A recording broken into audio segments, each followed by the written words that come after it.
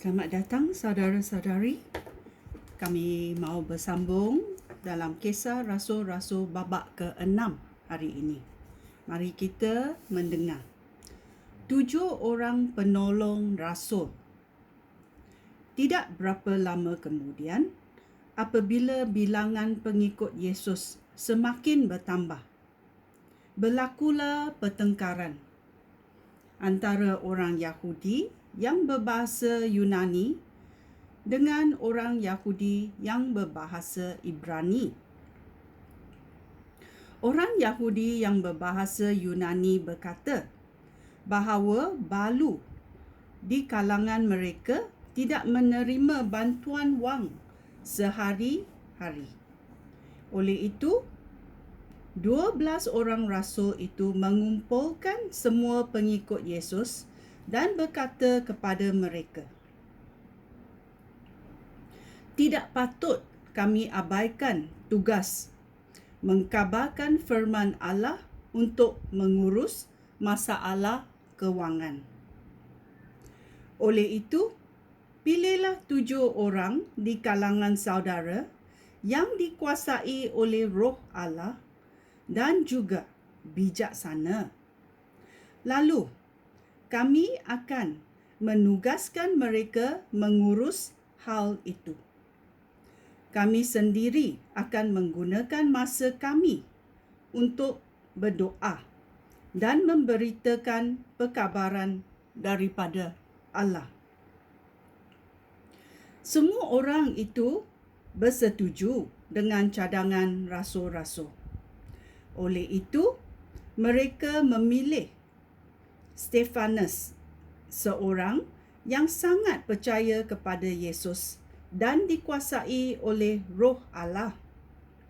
Mereka juga memilih Filipus, Prokorus, Nikanor, Timon, Parmenas, dan Nikolas dari Antioquia. Nikolas seorang bukan Yahudi yang sudah memeluk agama Yahudi. 7 orang itu dihadapkan kepada rasul-rasul. Lalu rasul-rasul berdoa dan meletakkan tangan di atas kepala mereka untuk melantik mereka melakukan tugas kewangan itu.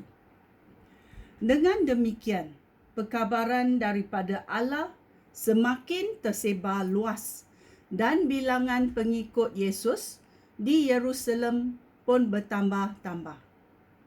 Banyak iman juga percaya kepada Yesus. Amen. Stefanus ditangkap. Ayat 8. Stefanus sangat diberkati oleh Allah dan diberikannya kuasa untuk melakukan mujizat. Banyak mujizat dan keajapan yang dilakukannya di kalangan orang ramai. Tetapi beberapa orang menentang dia. Mereka anggota rumah ibadat yang disebut rumah ibadat orang bebas. Anggota rumah ibadat itu terdiri daripada orang Yahudi dari Kirian dan Alexandra. Mereka dengan beberapa orang Yahudi dari Kilikia dan Asia berdebat dengan Stefanus.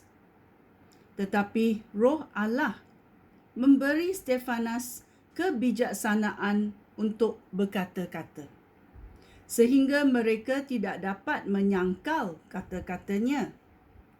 Oleh itu, mereka memberikan rasuah kepada beberapa orang supaya berkata, "Kami mendengar dia menghina Musa dan mengufuri Allah."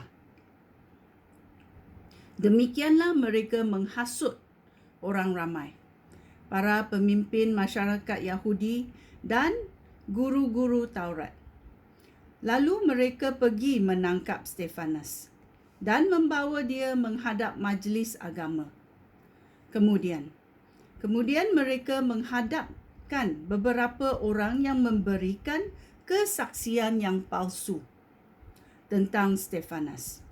Mereka berkata, "Orang ini sentiasa menghina rumah Tuhan yang suci dan Taurat Musa." Kami mendengar dia berkata bahawa Yesus dari Nazaret itu akan meruntuhkan rumah Tuhan dan mengubah semua adat istiadat yang sudah kita terima daripada Musa. Maka, mata semua orang yang duduk di majlis agama menumpu kepada Stefanus dan mereka nampak muka Stefanus kelihatan seperti muka malaikat. Ini adalah babak ke-6 Kisah Rasul-Rasul dan penolong-penolong Rasul. Tuhan sangat mengingat nama-nama Rasul dan pengikut dan penolong Rasul. Bahkan kita yang percaya, Tuhan juga mengingatkan nama kita. So, jangan takut. Bila kita cakap gembala boleh mendengar suara kita. Dan kita juga boleh mendengar suara gembala kita. Kita baca Mazmur 23 juga. Kita tahu Tuhan sangat sayangi kita dan dia mengingati setiap orang yang percaya kepadanya. Okey, ini adalah babak ke-6 Kisah Rasul-Rasul. Sekian, terima kasih. Shalom.